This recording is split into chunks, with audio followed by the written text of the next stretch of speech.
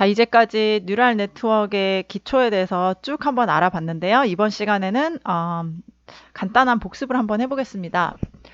복습에 앞서서 앞에서 Q러닝과 DQN에서 좀 더 짚어보고 싶은 게 있는데요. 여기서 관련된 이제 용어들이 있습니다. 입실론 그리드랑 디스카운트 레이트는 설명을 드렸는데 러닝 레이트과 익스피리언스 리플레이 그리고 세퍼레이팅 타겟 네트워크 특히나 이 나머지 두 개는요.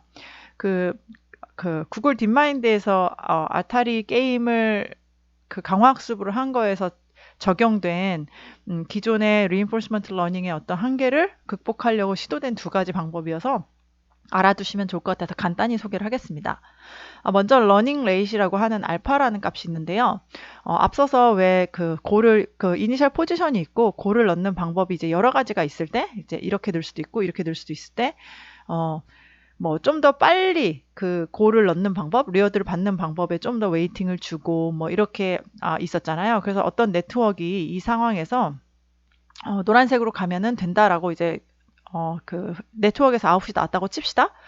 자, 그러면 사실은 이제 그걸 믿고 왼쪽으로 이렇게 가면 되는데 만약에 그 시뮬레이터에서 계산된 값과 사실상 실제로 일어나는 상황이 좀 다를 수가 있잖아요. 항상 에뮬레이터가 정확한 100%를 할 수 있는 게 아니니까. 그래서 uncertainty가 있는 경우, 또 노이즈 또는 디스터번스가 있는 경우. 예를 들면은 공이 만약에 이제 잔디가 젖어서 마찰이 이제 심해서 미끄러짐이 있다고 치면 사실상 네트워크로 해가지고 도출된 Q 값이 비록 타겟 값과의 그 차이를 로스 펑션을 미니마이즈 한다 하더라도 100% 믿을 수는 없게 됩니다. 그렇게 해서 액션을 취하고 나서 받은 그 리워드가 실제 상황에서 얻는 리워드랑은 다를 수가 있어요. 따라서 그럴 때는 얼만큼을 내가 업데이트를 하느냐. Q를 항상 그 행동 액션을 취하고 받는 리워드로 바로바로 업데이트를 할지 아니면은 기존 네트워크를 가지고 도출된 그 Q 값을 좀 반영을 해서 적당히 믿을지 이것이 바로 이제 러닝 레이시 됩니다. 그래서 알파에 대해서 상대적으로 기존에 원래 갖고 있는 네트워크에서 나온 값과 한번 액션을 취하고 얻은 리워드 값을 포함하여 업데이트하는 값과의 비율을 말하고요. 이것이 러닝 레이시 또 하나 그 네트워크를 설정하는 파라미터 중에 하나가 됩니다. 자, 다음은 experience replay인데요. 이게 말 그대로 경험한 걸 다시 튼다는 얘기잖아요. 그래서 일단은 기본적으로 여러 샘플을 우리가 그 인풋으로 한 것에 대해서 스테이트 액션, 그 다음에 리워드, 그 다음 넥스트 스테이트 이런 많은 그 시뮬레이션 값이 있잖아요. 그거를 일단 다 버퍼에 저장을 합니다. 바로바로 그 웨이트를 Q를 업데이트하고 웨이트 튜닝하는데 바로바로 쓰는 게 아니고요. 그래서 그 일단 버퍼에 저장을 해놓은 다음에 그 중에서 랜덤하게 몇 개를 뽑아가지고 그것을 가지고선 튜닝을 하고 업데이트를 하는데 사용을 하는 것이죠. 자, 즉 만약에 이제 스테이트가 이렇게 차례대로 쭉 있었다고 치면 이제 여러 가지 스테이트를 대해서 여러 가지 샘플에 대해서 액션 취하고 리워드 얻고 다음 스테이트가 되는 여러 가지를 버퍼에 저장을 해 놓습니다. 그리고 그것으로 Q를 업데이트하고 웨이트를 튜닝할 때 이 중에 랜덤하게 몇 개만 뽑아요. 그렇게 해서 사용하는 방법입니다.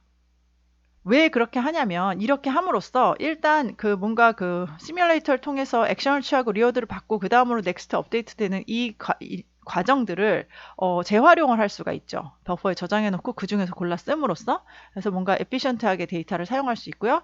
또 하나는 차례대로 만약에 이제 액션이 S2, S3, S4가 됐을 때 뭔가 그 액션에 대해서 그 연결되는 그런 스테이트지 매우 유사할 수가 있습니다. 지금 이 경우는 약간 카메라 앵글을 조금씩 바꿔가면서 찍은 사진인데 되게 유사하잖아요. 그래서 이 너무나 그 유사한 인풋들이 모여 있을 경우에는 그것으로 뭔가 튜닝을 할 때 샘플 사이의 어떤 그 코렐레이션에 많이 영향을 받게 됩니다. 그래서 이것을 버퍼에 놓고 랜덤하게 뽑게 되면은 좀 이렇게 건너 되어 있는 샘플에 대해서 그 커스트 값을 로스 펑션을 정하고 튜닝할 수 있게 돼서 인트라 샘플 코릴레이션을 좀 줄일 수 있게 돼서 이 방법을 구글 딥마인드가 차용을 했습니다. 그래서 키 알고리즘이 하나인 것을 알아두시면 좋겠고요. 그 다음에 이제 separate network이라는 것인데요.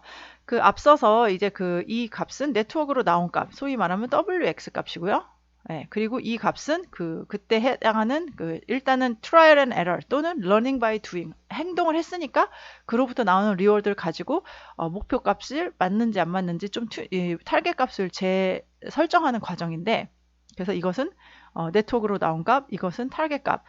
이것을 이제 튜닝을 하려고 W를 이제 gradient descent로 찾잖아요. 그럼 사실은 이 W의 값은 predict한 이 값에도 영향을 주지만 결국 타겟 값이 리워드에다가 그 다음 단계부터는 결국은 네트워크 돌려서 추정하는 값 중에서 최고 값, 맥스 값을 정하는 것이기 때문에 양쪽에다 다 영향을 줍니다. 따라서 튜닝을 하면 이 앞에 값도 바뀌게 되지만 타겟 값도 바뀌게 되고 이런 일이 발생을 해요.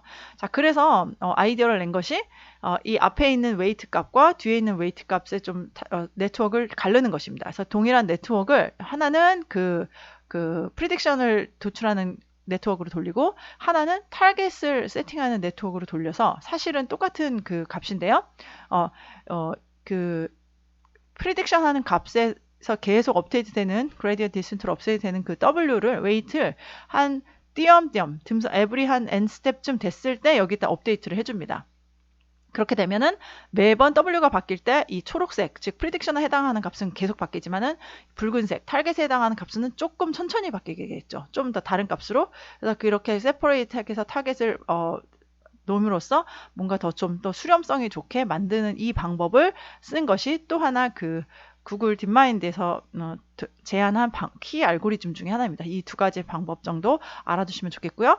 그래서 이제 딥큐 네트워크를 프로그래밍을 한다고 했을 때 처음에 이니셜하게 랜덤하게 W를 정해서 네트워크를 세팅할 때 두 가지 네트워크, 하나는 프리딕션 그냥 네트워크 아웃풋 값과 또 하나는 타겟을 설정하기 위한 네트워크 두 개를 세팅을 하고요. 초기 값에 대해서 포문을 돌리는데 액션을 취하는데 기본적으로는 맨 처음에 랜덤하게 놓은 W 값으로부터 나온 네트워크 중에 가장 뭔가 점수가 많이 나올 것 같은 액션을 취하는데 일부 엡실론 그리디로 일부는 그냥 좀 랜덤하게 취하고요.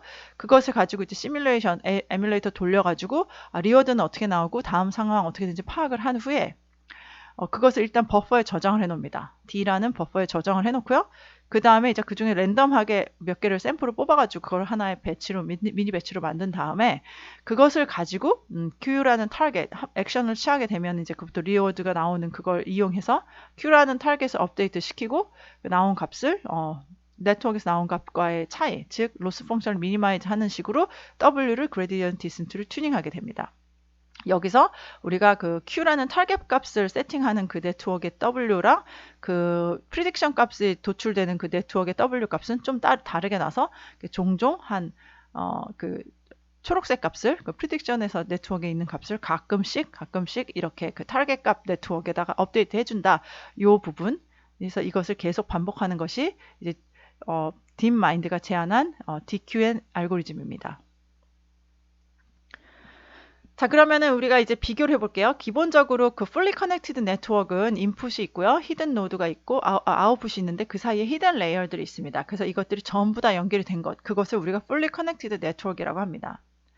자, 그러면 이제 인풋 값으로 들어오는 것 중에 만약에 이미지를 우리가 받는다고 하면요. 이미지가 인풋이 돼서 어느 정도 프로세스 후에 이걸 플래튼하게 하죠. 이미지 보통 이제 RGB 이미지라고 하면은 세 가지 2x2의 값을 3 레이어를 갖고 있는 거를 다 이제 플래튼 해갖고 원핫으로 넣게 되는데요. 만약에 개 그림이라고 하면 아웃풋으로는 클래시피케이션 하면 dog이라는 것에 가장 큰 값이 나올 수 있게, 만약에 숫자 인식이라고 하면은 1, 2, 3, 4, 5, 6, 7, 8, 9, 10 중에 8이라는 거에 가장 큰 값이 나올 수 있게 이 웨이트를 튜닝하는 거잖아요. 예, 그리고 이게 만약에 reinforcement learning이라고 하면은 어떤 시츄에이션 그림에 대해서 액션에 대한 여러 가지 아웃풋 중에 가장 점수가 많이 나올 것 같이 생긴 액션 값에다가 가장 큰 숫자가 나올 수 있도록 이 웨이트 값, 플린트 커넥티드 네트워크 값을 튜닝하는 이런 기본적인 구조입니다. 자, 근데 이제 CNN이라고 하면 요 앞단에 이제 이미지를 가졌을 때 이미지에서 피처, 뭔가 좀 특징되는 점을 가장 하이라이트 하고 싶어가지고 수학적으로는 컨볼루셔널 필터를 써가지고 좀 작업을 하는 그 부분이라고 이해하시면 되고요. 그래서 요런 그림이 기억나시죠? 이것을 여러 가지 필터로 해서 컨볼루션 필터를 가지고 쭉 그림의 인포메이션 스캔해서 어떤 특정한 모양들 또는 캐릭터리스틱들을 좀 추출 또는 과장하죠. 그 이미지 자체는 되게 블러해지지만 특징적인 게 커지고, 그래서 컨버전 필터랑 보통은 액티베이션 펑션 렐로를 쓰고요. 그 다음에 이제 그거 너무 사이즈가 커지니까, 필터가 많아지면 많을수록 사이즈 너무 커지니까 좀 작게 데이터를 줄이는 거를 맥시멈 값만 고른다고 해서 이제 맥스 플링이 있겠고, 다시 한번 컨볼루션 렐로 맥스 플링을 여러 번 반복해서 이제 최종 데이터를 갖고 이제 플래튼하게 하게 됩니다. 물론 이제 이미지가 가장 많이 쓰이지만 이미지 말고 뭐 다른 글자라던가 아니면은 사운드 인풋도 당연히 가능하죠.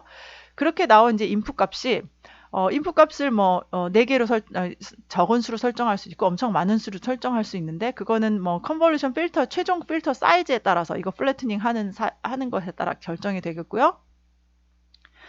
자, 그다음에 이제 reinforcement learning 같은 경우에는 여러 액션 중에 어떤 특정 액션, 가장 점수가 많이 나올 것 같은 그 액션의 요 값, 그걸 이제 Q 펑션이라고 하죠. 그 Q 펑션이 나오는 것에 맞게 웨이트를 튜닝한다고 했는데, 어떻게 이 액션에 따른 그 Q 값을 설정이 되느냐, 이건 어떻게 설정했었죠? Q라는 것을 매번 해보면서 learning by doing 하나씩 해보면서 실제로 얻게 되는 점수를 계속 반영해 가면서 타겟 값을 튜닝을 했죠. 거기에 사용된 것이 벨만 이퀘이션이었습니다. 자, 그리고 이렇게 나온 값과 실제 프리딕션에서 나온 값을 서로 가장 그 로스 펑션을 미니마이즈 하게끔 W를 튜닝하는데, 그때 그레디언트 디센트를 쓴다는 것. 요것이 바로 그 풀리 커넥트 네트워크, CNN, 그리고 DQN의 어떤 전체적인 연관성이었습니다. 자, 그러면은 이제 우리가 기계공학과에서 캡손 디자인에다가 AI를 임플리멘트한 것처럼 인버티드 펜듈럼, 카트 위에 있는 인버티드 펜듈럼 문제는 아주 전형적인 기계공학의 제어 문제입니다. 그 밑에 있는 카트가 이렇게 움직일 때 펜듈럼을 가장 오랫동안 밸런스 할 수 있게 하는 것이 일단 기본적인 스테이트 피드백의 문제인데요. 예를 들어 그 스테이트이 여기서는 이제 4개가 되는데, 그 카트의 어떤 포지션의 X에 해당하는 것과 그 펜듈럼의 각도, 세타에 해당하는 것이 있어서 스테이트는 X와 세타, 그리고 각각의 속도인 velocity와 angular velocity가 됩니다. 이제 여기서는 카트를 좌우로 움직이는 거니까 이제 액션을 취하게 되는데요. 그 액션을 어떻게 취하냐면 어떤 에러를 개선해서 에러에 대한 어떤 피드백을 주는 식으로 할 수 있고요. 그래서 이제 아웃풋 펑션은 이제 그 리니어 스테이트 이퀘이션으로 쓸 수가 있습니다. 어떤 다이나믹스가 있는데 뭔가 컨트롤을 가해서 아웃풋이 나오는. 그래서 aim은 그 desired value, 여기서는 이제 upright 포지션이겠지만 그걸 가장 미니마이즈 할 수 있게 하게끔 액션, 이 컨트롤, 여기서 이제 좌우 또는 토크가 되겠죠. 그거를 어떻게 작용하면 되는가, 기본적인 아주 티피컬한 피드백 프로블럼입니다. 이것을 똑같이 머신러닝으로 한다고 하면 reinforcement learning, 그러니까 DQN, 그 다음 CNN 등으로 할 수 있는데요. 예를 들어서 그 인풋 같은 경우는 이 순간순간에 이 이미지를 인풋으로 놓을 수 있겠죠. 물론 이제 여기서부터 그 추출해 내는 것을 추정되는 값이 아마 포지션, 블라스트 이런 것일 텐데요. 그 다음에 액션은 어디로, 여기서는 지금 뭐 왼쪽이냐 오른쪽이냐 이런 거가 될 수도 있고요. 왼쪽으로 얼마나 빨리 하는 스피드 같이 포함할 수도 있겠고, 뭐 토크도 될 수 있게 뭔가 액션이 있을 거고요. 그 다음에 이제 아웃풋에 해당하는 것은 실제로 이렇게 어떤 각도에 오른쪽으로 했더니 전체적으로 바가 어떻게 됐더라 라는 것을 이제 시뮬레이션으로, 요 시뮬레이터 하나 이제 만들어 가지고 그 펜듈럼에다가 액션 취하면은 뭐 어디로 갈지는 바로 그 이퀘이션 모션 풀면 나오니까요. 이렇게 알 수가 있습니다. 그래서 aim이라고 한다면 그 DQN으로부터 나오는 Q 값이 그 Q 펑션 값이 타겟 값에 가장 근접하게 하는 것인데, 이 경우에 이제 타겟 네트워크와 Q 네트워크를 따로 두고 돌린다는 거 기억나시죠?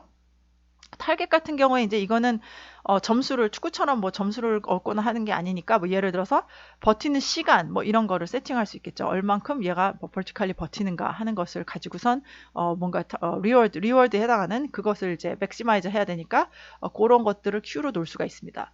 따라서 지금 이렇게 균형을 잡고 컨트롤이 되어 있는 이런 모양을 정확하게 피드백 컨트롤이 잘 돼서 그렇다라고 말할 수도 있고요. 사실 이것은 지금 보여드리는 것은 머신러닝, reinforcement learning으로 만든 것인데, 사실 알 수가 두 개가 딱 사실 결과만 보고는 어떻게 이루어졌는지 알 수가 없잖아요. 그래서 그런 면에서 저는 이런 이그젬플들이 기계공학에 있어서는 컨벤셔널한 컨트롤 어프로치를 하는 것이냐, 아니면 AI를 사용해서 결과적으로 사실 눈으로 겉으로 보기에 되게 똑같은데요.